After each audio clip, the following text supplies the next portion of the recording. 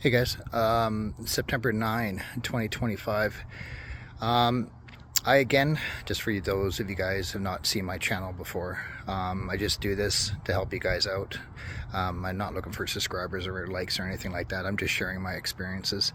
I have a 2019 Model 3 long range rear wheel drive, the non four wheel drive version.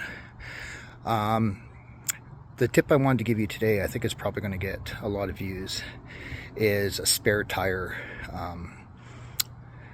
information. Since I've had the car, which is about 3 years, I've been looking for a cheap alternative to a spare tire. Up until this point, I have been using just a full-size tire for my second set of winters. Takes up the majority of my trunk.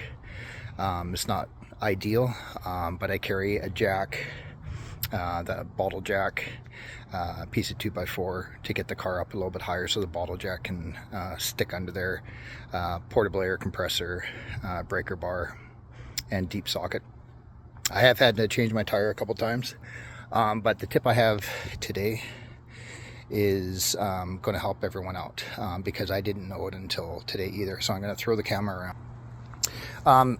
In the front, my ideal setup right now is you got a little piece of the 2x4 here, just because when you have a flat tire, you need to get that extra elevation to get the jack under there.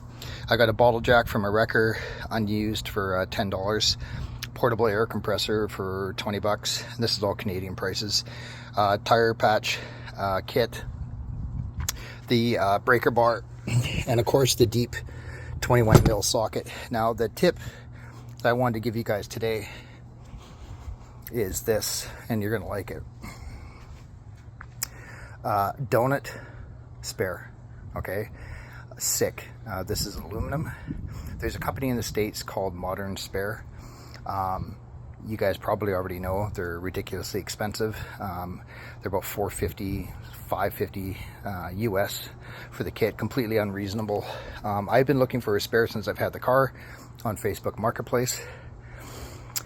I've now come across a donut spare that fits the Tesla, and I'm going to give you the information of the car that you need to look for.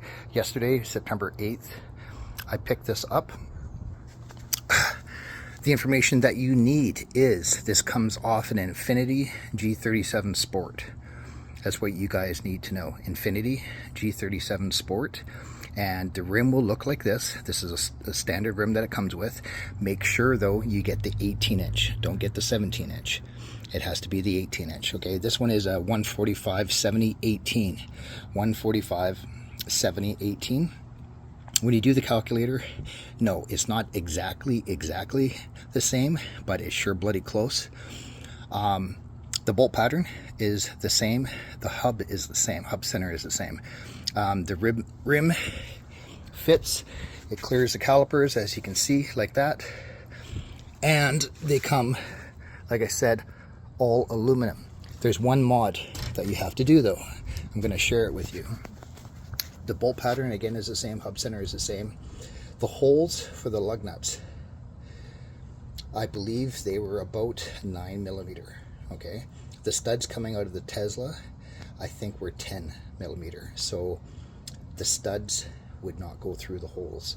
So I just took a drill bit, I opened it up right in the centers. You can hardly tell. I did it pretty straight. The aluminum is actually quite thin, very easy to go through. It's not a hack job. And I opened it up so they're about 1mm larger than the studs. It took me 10 minutes and I put it on. The hub center centered it. It drives like you don't even notice that you're on a spare tire. I would never again go above highway 80 kilometers an hour, 50 miles an hour anyways. This is for emergencies only. And the other good thing about the tire is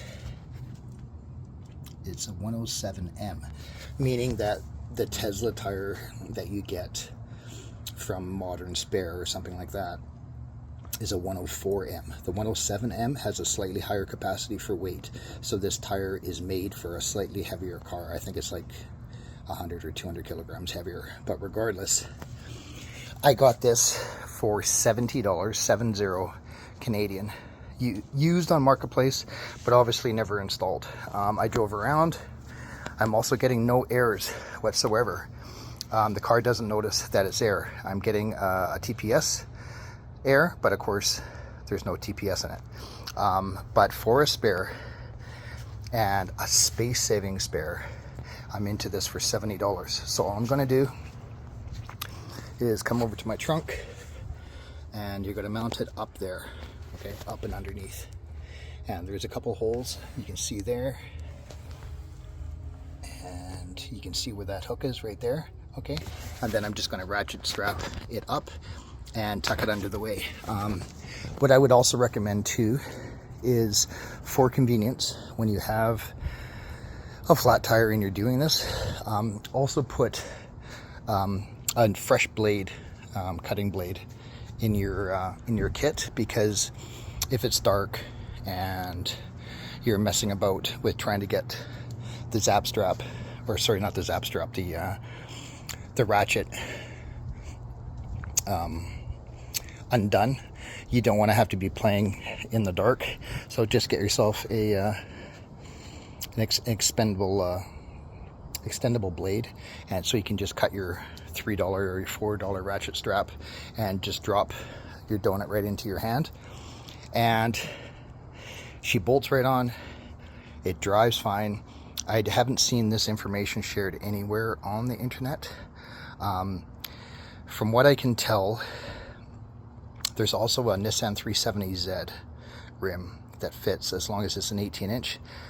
I haven't seen that, but what I have seen, to help you guys out, is if you go onto eBay, if you go onto Marketplace, if you see this rim, and I give you another shot of it now, if you see this rim and it's on 18-inch, it fits from the Infiniti. Okay, so the rim is very distinctive. It's actually quite nice looking, and it's aluminum, so it's like crazy light. But I'm gonna love this because I am able to put luggage in the trunk now, get 90% of my trunk space back, where a full-size spare just, it gets in the way of everything. So again, Infiniti G37 Sport, if it has this rim and it's on an 18-inch, she's going to fit the numbers again. If you got a pen, it's a T145 70 series R18 with a 107M weight rating, which exceeds the weight capacity that you need for your Tesla Model 3. And again, as far as I understand, this will get you for any year Model 3. I'm not sure about the Highland. I'm not sure about the newest one. But you can check that out for yourselves. But for the majority of us owners, we don't have Highlands yet. I know this will fit all of the Model 3s. Possibly the Model Ys. I'm not too sure. Actually, I do think the Model Ys as well. But there's your information. It's a pro tip. I expect to be getting a lot of likes on this, because like I said, I've been looking for 3 years since I've had the car. Just for information too, I'm at 220,000 kilometers on the Tez.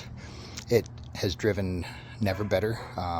You can see the previous work that I did on the other videos. Sometimes I got embarrassed because I put a control arm upside down for a few minutes and stuff like that. I'm not embarrassed anymore about little mistakes that I make, because it's been about 60,000 kilometers since I've done anything to the car, and it just drives amazing.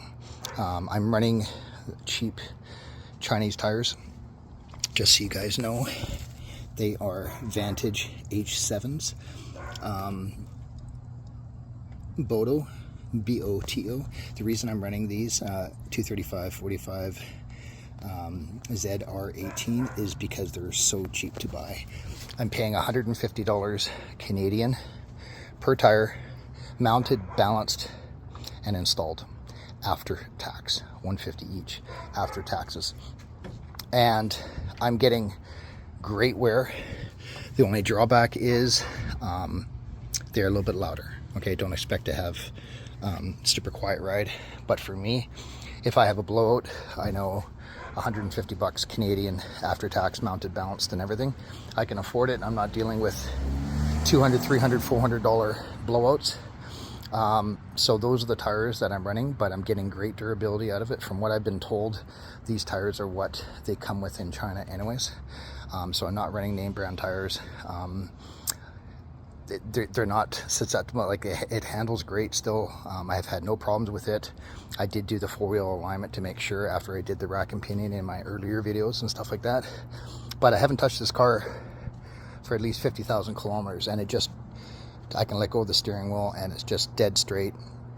I got a few dents, nicks and scratches on it, but my goal plan for this is 500,000 kilometers. I'm going to run it right into the ground. I'm going to keep on going.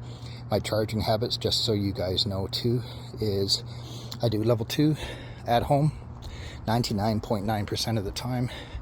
This is my basic setup here. I just have a NEMA 1540, I believe is what it's called, stove outlet, 40 amp. I put the charger and mobile actually into a steel lock box, which is bolted through the house. I've had it like this for 3 years. I've had no water inside, no dampness whatsoever. And then I just wrap up my cord. This is still the original mobile charger. And I charge at 20 amps.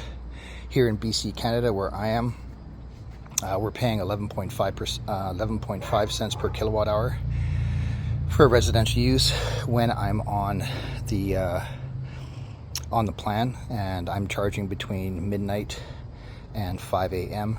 I'm finding that for driving 120 to 140 kilometers a day is plenty at 20 amps. I try to charge as slow as possible, continuously, and my average kilowatts per drive, I'm just going to quickly show you that too.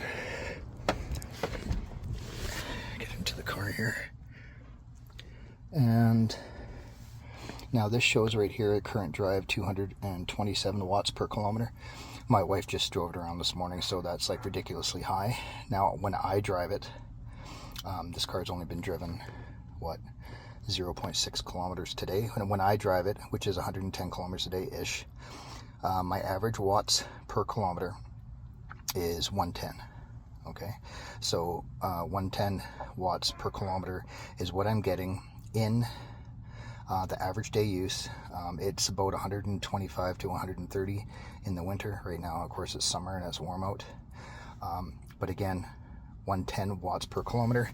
And this is a 2019 and 222,000. I'll turn the volume down so I don't get flagged. 222,238 kilometers on the clock. So I wanted to give you guys this update. It's been a while since I posted. I hope this helps people. Okay. And again, I'm just here to share my experiences with my friends in the US and Canada. I believe sharing information is the most powerful thing you can get. I don't know, again, I watch a lot of YouTube. I haven't seen anybody share this information. If I would have known this with the Infiniti G37, trust me, I would have had this spare in my trunk a long time ago. So I hope this helps everybody. And take care, drive Tesla. And if you got any positive comments and stuff, feel free to leave. Okay, cheers.